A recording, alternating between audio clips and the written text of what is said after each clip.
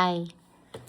For today's video guys, kay natapos na ang adlang Lunes and 4 days na lang mag Friday na.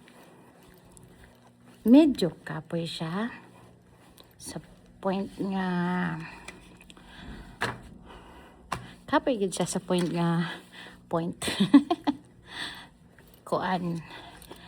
Actually karon nga panahon is bugnaw kaayo, lahi sa mga nang labing adlaw, lahi sa niaging semana nga init siya.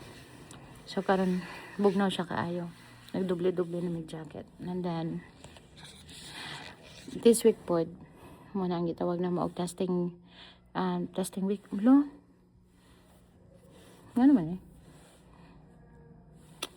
testing week na mo next this week. So ang mahitabuan kay naami schedule for the entire week nga mag-assess me sa bata. So nag-shutdown sa ako sa kuan kay marag na feel na ako nga hapit ng time. Actually ang mga bata diri is 2:45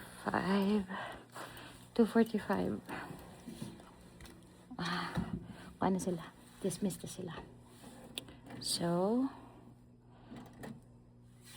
before mo end ang atong adlaw, mag-andam sa para sa schedule o para sa mga bulaton pag-augma. So mag-ilista sa today is, yesterday was, and tomorrow will be. Kay dapat updated na siya. Updated na siya always. On the other side, mukhang calendar na to. So pizza 12 karon, atong islan og pizza 13. Okay. That's it. Monday and tomorrow is Tuesday. Mura. Og actually guys,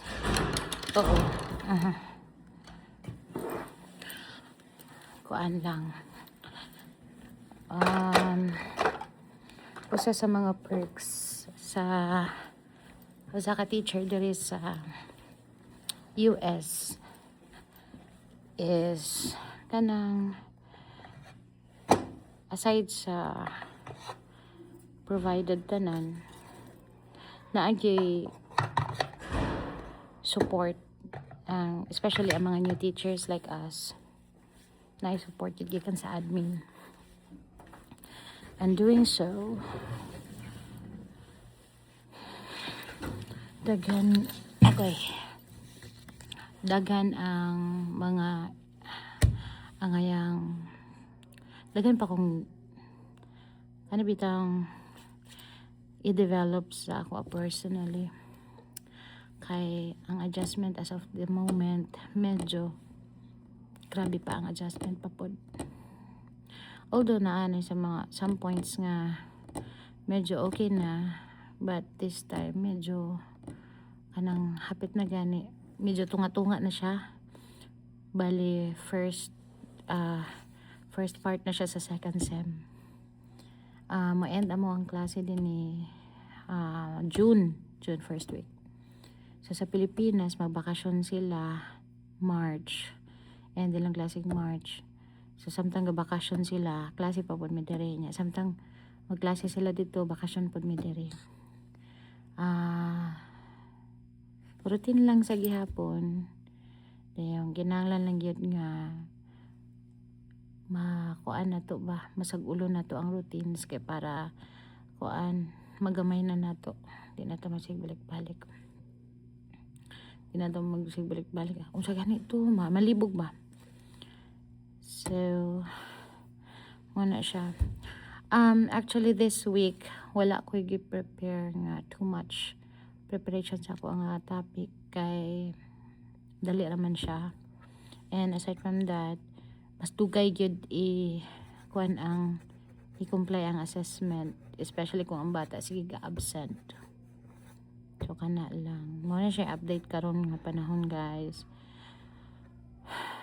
Kapoy pero lalaban at lalaban pa rin. Yun ani maganing tao, bation man kita kapoy dili man ta kuan, di man ta robot. Robot gani mahutdan magbattery no. Kita pa noon nga energize kayo ta. Sa'yo sa buntay energize pa kayo ta pag-abot sa eskwelahan medyo kuan na abot naghapon murag hawang na kayo. But anyways, thank God for the strength and for the protection sa matag adlaw. Kay di gyud nato makaya kung wala ang tabang sa Ginoo. Thank God for this day. Natapos ang adlaw nga safe ang tanan. Dahil yung mga bata po na po sila na nakatanan.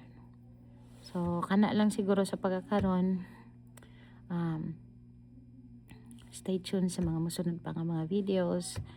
And I hope nga mag-subscribe mo sa ako nga YouTube channel. And mag-share sad mo sa atong mga videos. By the way, I am based in North Carolina, here in the US. So kung naamo sa North Carolina o Bisaya pud mong dako, maka-reach out mo sa ako. Pwede ta magbanding ginagmay, istorya ginag. Banding ginagmay istorya dinagko. Okay, kuan lang kanang papawala pud sa kami kay di ba pud dalim ng malayo ta. So that's it for today's video. I hope namoy na po pisan o gamay sa naamoy